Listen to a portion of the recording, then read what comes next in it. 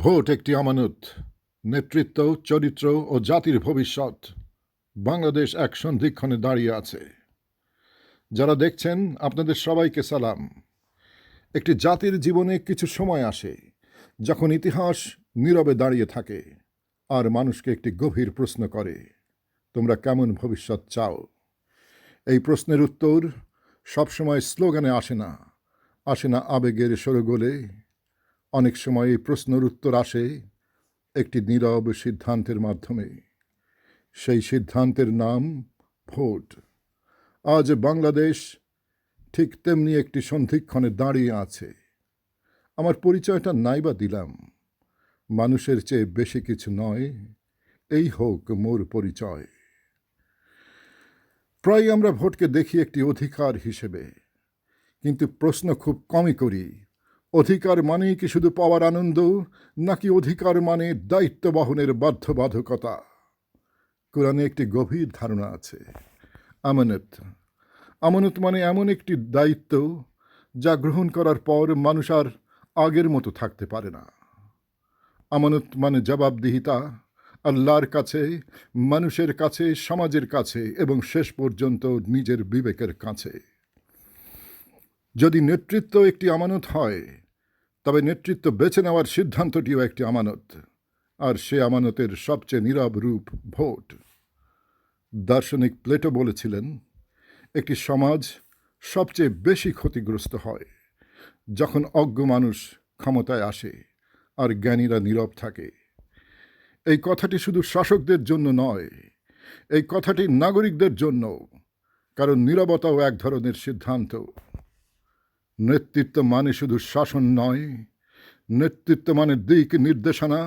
নেতৃত্ব এমন একটি নৈতিক মেরুদণ্ড যার উপর দাঁড়িয়ে একটি জাতি তার ভবিষ্যৎ রচনা করে। আমরা অনেক সময় ক্যারিশমাকে চরিত্র ভেবে ভুল করি, স্লোগানকে ভীষণ মনে করি, তাৎক্ষণিক আবেগকে দীর্ঘমেয়াদী সমাধান ধরে নিই। কিন্তু ইতিহাস নির্মমভাবে সত্যবাদী।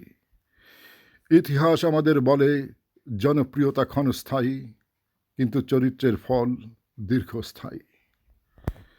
এখানে একটি কঠিন সত্য আছে, ভুল নেতৃত্ব শুধু নেতার ব্যর্থতা নয়, ভুল নেতৃত্ব সমাজেরও একটি নৈতিক ব্যর্থতা। কারণ সমাজ প্রশ্ন করেনি, সমাজ চুপ ছিল, সমাজের দায়িত্ব এড়িয়ে গেছে।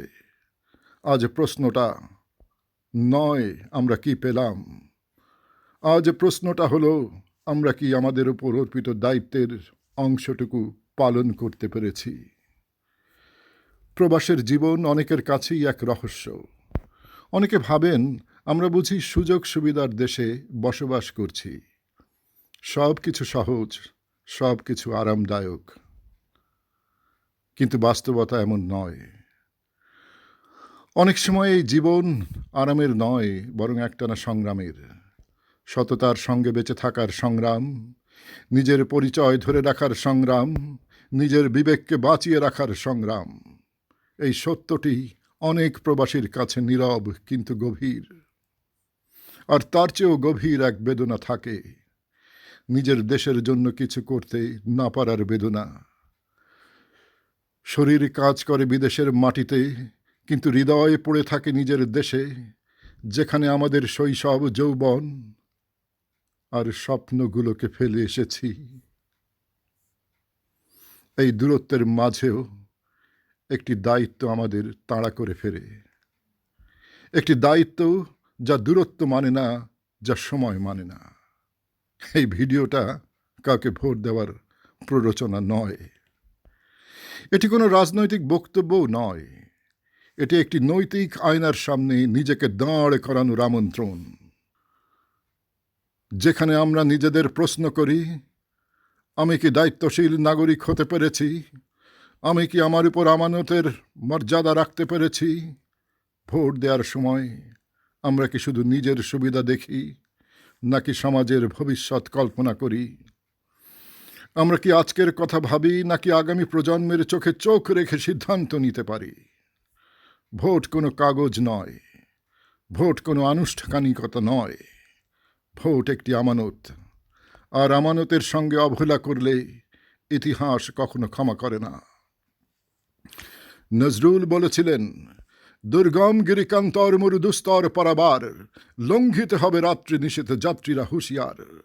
দুলিতেছে তরি, ফুলিতেছে জল, ভুলিতেছে মাঝি পথ, ছিড়িয়াছে পাল, কে ধরিবে হাল, আছে কার হিম্মত। আরও মনে রাখবেন, কবি শ্রীজাতের কথা, মানুষ থেকেই মানুষ আসে, বিরুদ্ধতার ভিড় বাড়ায়, আমরা মানুষ তোমরা মানুষ, তফাৎ শুধু শির দাঁড়ায়। ফি আমানিল্লাহ। আল্লাহ তাআলা যেন বাংলাদেশ ও তার মানুষকে হেফাজত করেন। আমিন।